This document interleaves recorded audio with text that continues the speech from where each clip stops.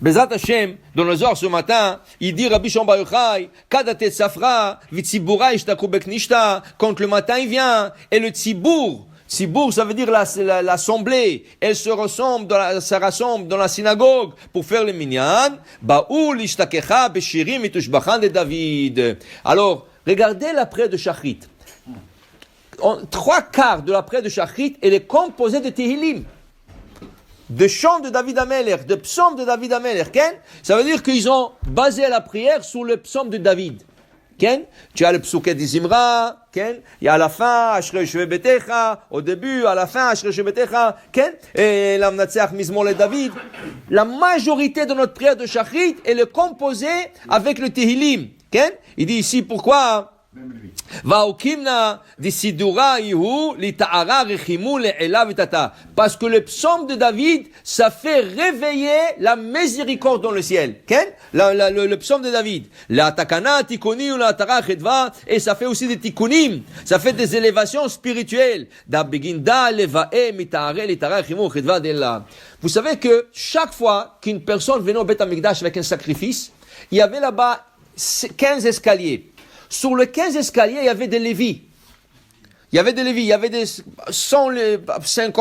centaines de lévis. Et ils avaient tous des harpes, des violons, de cymbales, toutes sortes de choses. Et quand une personne emmenait son sacrifice, eux, ils jouaient. Ils jouaient la musique et ils chantaient le chant de David, le Tehillim.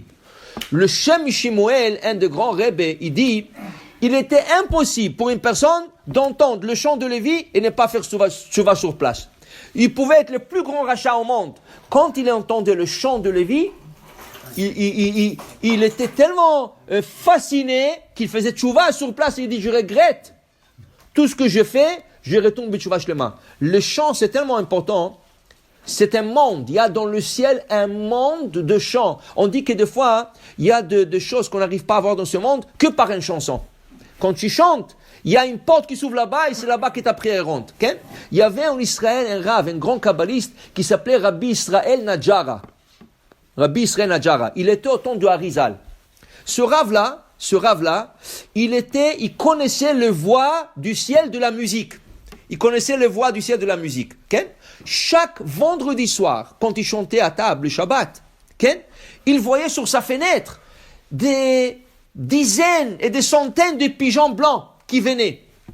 Un Shabbat, il chantait, et au milieu de son chant, il voyait que tous les pigeons sont envolés, qui n'était pas normal. Ils sont envolés. Il dit, c'est bizarre, qu'est-ce qu'il y a ce Shabbat? Le lendemain, à la prière de Shabbat, quand il est parti voir le Harizal, qui était à Tzfat, là-bas à la prière, il lui a dit, Rabbi, vous savez, il y a quelque chose de très bizarre. Chaque vendredi que je chante, il y a des pigeons qui viennent. Des pigeons blancs, ils viennent. Et ce Shabbat-là, exceptionnellement, ils sont envolés. La Harizal, qui était un grand kabbaliste, il dit, tu sais pourquoi? C'est vrai qu'hier, tu avais un peu chaud. Il faisait un peu chaud.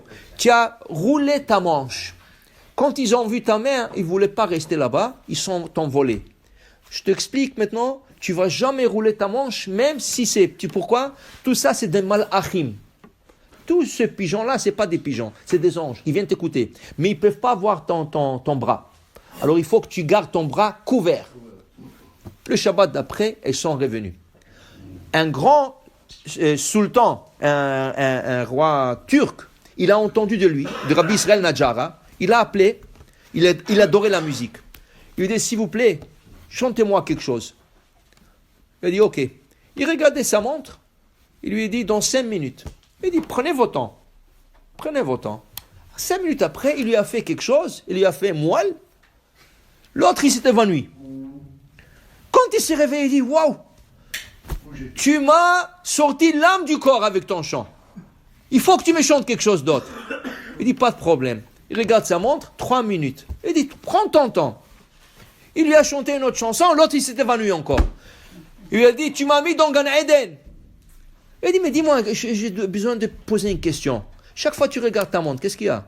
Pourquoi tu regardes ta montre? Il dit, parce que moi, je vise le temps que les anges, ils chantent au ciel, je le chante en même temps ici. C'est pour ça que ton âme, elle sort de toi. Parce que ça, je chante avec les anges. Il connaissait ce rave, le moment que les anges, ils chantent à Kadosh Baruch Hu. Et ce matin, dans le Zohar, il dit, quand nous faisons la prière de Shachrit, il y a 3 groupes d'anges qui viennent écouter notre Shachrit. Mais il faut le faire un peu en chantant. Parce que ces anges-là, ils chantent. Mitkaneshe telat masharian malachei ilae, des malachim élevés. Ken? Et il vient pour t'écouter, faire ton Shachrit. Ken? Le premier groupe, c'est le groupe qui chante à Kadosh Baruch Hu le jour. Qui veut dire quoi? Vous savez qu'il y a des anges qui chantent le jour. Il y a des anges qui chantent la nuit. Ou balayla shiru imi. Yomam yetzave Adonai hasdo. Ou balayla shiru imi. Il y a des anges qui chantent le jour. Il y a des anges qui chantent la nuit. Il y a des anges qui chantent une fois par jour. Il y a des anges qui chantent une fois par mois. Il y a des anges qui chantent une fois par année. Il y a des anges qui chantent une fois par 100 ans et par 500 ans et par 1000 ans.